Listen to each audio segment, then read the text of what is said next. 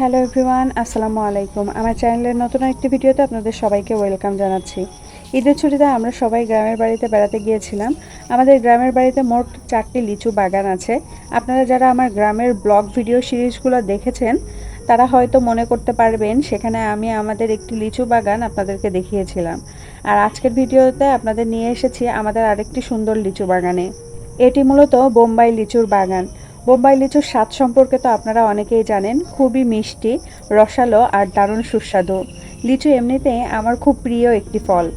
যখন আমরা গ্রামে গিয়েছিলাম তখন লিচুর মৌসুম প্রায় শেষের দিকে।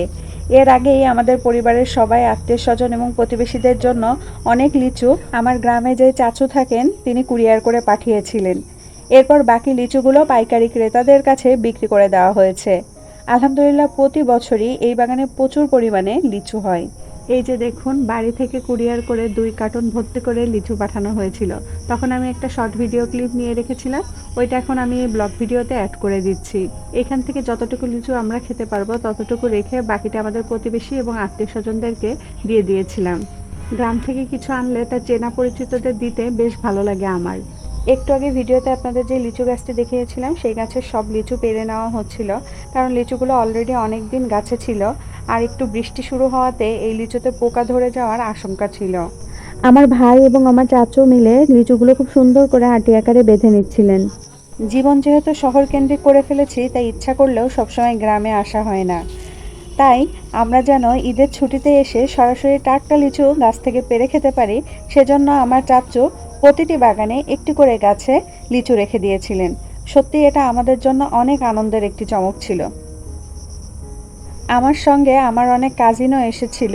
সবাই মিলে গাছ থেকে লিচু পাড়ছিলাম আর একের পর এক টাটকা লিচু খাচ্ছিলাম। শহরে বসে এমন আনন্দ তো আর পাওয়া যায় না। গ্রামের এই ছোট ছোট মুহূর্তগুলো সত্যিই অনেক বেশি মূল্যবান। আশেপাশে অনেক গাছ থাকলেও সেগুলো দেখিয়ে লাভ নাই, কারণ সেই গাছগুলোর লিচু অলরেডি পেড়ে ফেলা হয়েছে। যে গাছটিতে আমাদের খাওয়ার জন্য লিচু রেখে দিয়েছে আমি আপনাদেরকে শুধু সেই গাছটিই দেখাচ্ছি।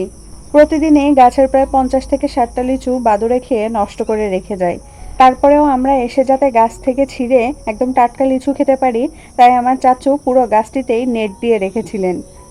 এই বাগানের বাকি সব লিচুই আমরা আসার আগেই সেল করে দেওয়া হয়েছে। যেহেতু আমার চাচু গ্রামে থাকেন উনি এইগুলো দেখাশোনা করেন। এই ভিডিওটি আমি আমার একটা কাজিনের কাছ থেকে নিয়েছি। লিচুগুলো যে পাইকারি ক্রেতাদের কাছে সেল করে দেওয়া হয় তারা লিচুগুলো এভাবে গুছিয়ে আটি বেঁধে তারপরে নিয়ে যান। কি সুন্দর লাগছে এভাবে সাজানো লিচুগুলো দেখতে।